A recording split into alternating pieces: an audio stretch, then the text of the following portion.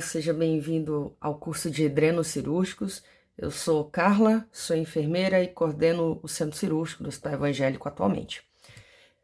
Vamos para a aula. O que são drenos? Por definição, os drenos eles são dispositivos que eles são colocados próximos à área de manipulação cirúrgica. Por isso o nome dreno cirúrgico. E como o nome também diz, o processo de drenagem objetiva retirar materiais diversos que estão acumulados ou podem ficar acumulados no nosso corpo. E isso inclui ar, secreção, sangue ou qualquer outro líquido cavitário que estiver ali, que, se acumulado, eles vão trazer um mal ao nosso corpo. Então, perceba, falando de cirurgia, é esperado que algumas cirurgias sangrem um pouco mais após o fechamento da cavidade em si, enfim. Então, os drenos são colocados com o objetivo de fazer esse controle de danos, né? Para saber se estamos com sangramento demais ou não, por exemplo. E aí é que vem, então, os objetivos dos drenos cirúrgicos. O primeiro deles, então, é minimizar a compressão de tecidos, de vasos sanguíneos e outra estrutura, porque perceba, né? O nosso corpo por si ele é completo, 100% completo. Ele, teoricamente, não tem espaço para nada. Então, se algo estiver acumulado fora da área que deveria estar, a exemplo, sangue deveria estar sempre acumulado dentro de vasos sanguíneos, artérias, veias. Porém, quando o sangue extravasa e vai então a ficar acumulado fora do vaso sanguíneo, ele pode acabar gerando um ponto de compressão sobre os tecidos que estão ao redor desse ponto de acúmulo de sangue. Com isso, ele vai gerar essa compressão e causar dor, por exemplo, causar abaulamentos, por exemplo, também. O segundo motivo de ser colocado drenos nas cirurgias é evitar a irritação dos tecidos próximos a essa área, porque acaba gerando um processo inflamatório. Então, aquela recuperação que estava esperada a ser num tempo X pode acontecer no tempo Y, mais demorado.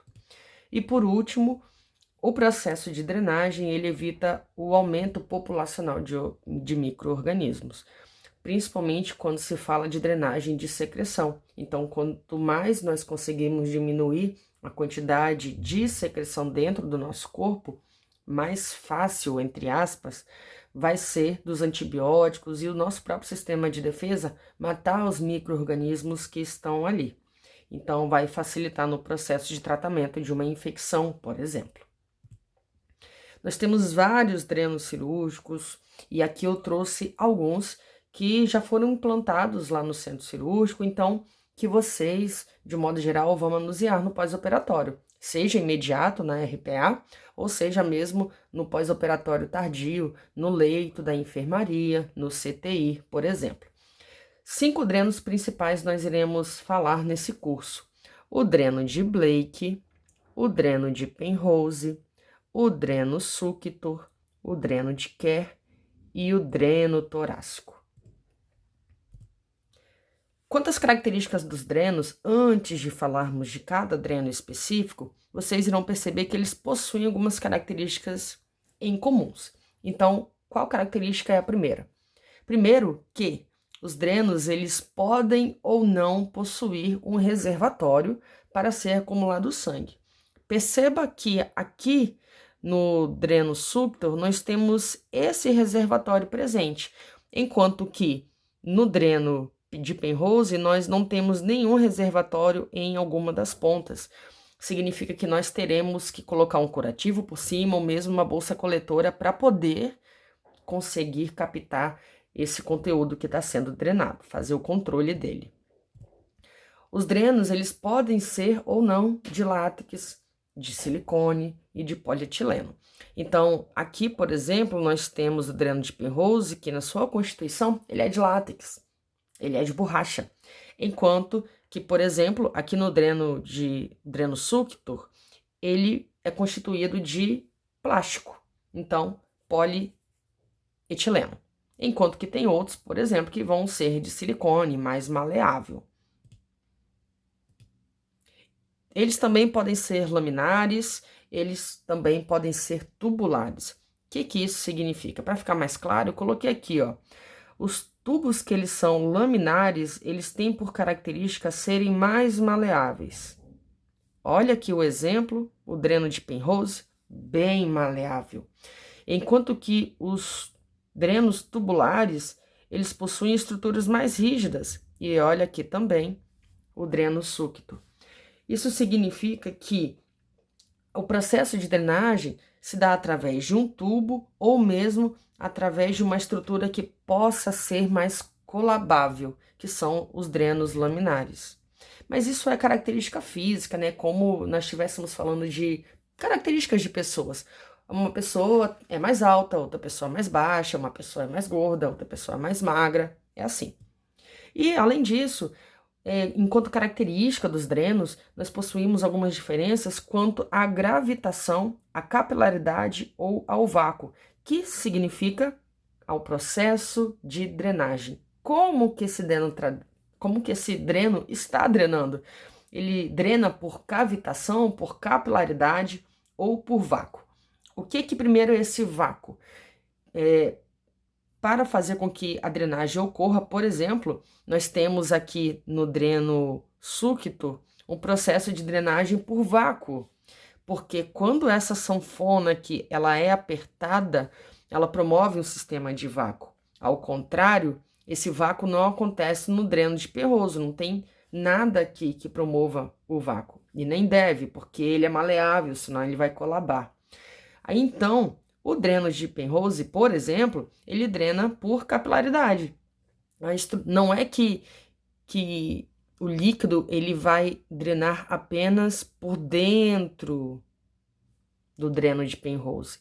Ao encostar no dreno de Penrose, ele vai transpassar essa barreira e vai permitir apenas com que o dreno encaminhe a solução para fora do corpo, que o dreno de Penrose ele aponte a direção para onde que vai estar drenando. Isso é capilaridade, transferir de uma área para outra por contato. E o último sistema de drenagem que a gente tem é por gravitação. São aqueles que nós precisamos falar assim para o paciente. Olha, você, como cuidado, você tem que deixar esse dreno sempre abaixo do local aqui onde tem a incisão da cirurgia. Você nunca pode elevar esse dreno acima desse local da incisão, porque senão todo o conteúdo que está dentro do dreno, ele vai voltar para dentro do seu corpo. Então, esse é o processo de gravitação. E aqui do lado nós temos estruturas que estão relacionadas aos tipos de drenos que são tubulares, esses dois, e esse daqui por capilaridade. Então, nesse primeiro aqui, o líquido ele vai passar por dentro do dreno. Esse outro aqui também é o sistema de drenagem tubular que vai passar por dentro do dreno. Enquanto esse outro aqui é por capilaridade. O líquido vai encostar e vai ser encaminhado para o local de drenagem em si. Fiz um rabisco na tela, né? Outra característica importante, vocês viram ali atrás que os drenos, eles possuem, né, esses pontos azuis. E o que isso significa? Eles podem ser azuis, podem ser verde, pode ser da forma que for. E isso significa que eles são radiopacos. Essa linha é uma linha radiopaca. Isso, na prática, traduz-se que no exame de imagem nós vamos conseguir ver onde que esse dreno vai estar posicionado, justamente por conta dessa linha azul. Então, quando vamos fazer a compra de um dreno, padronizar esse dreno na nossa instituição, é importante considerar se ele possui essa linha radiopaca ou não. A fins de posicionamento, como eu disse, principalmente para a área médica, essa característica é muito importante. Então, aqui como exemplo, nós temos o dreno de Kerr, que é esse aqui, e ele é colocado lá no fígado. E aqui nós podemos ver ele no exame de imagem exatamente posicionado, né? Olha ele todinho fazendo a sua imagem ser colocada aqui no raio-x.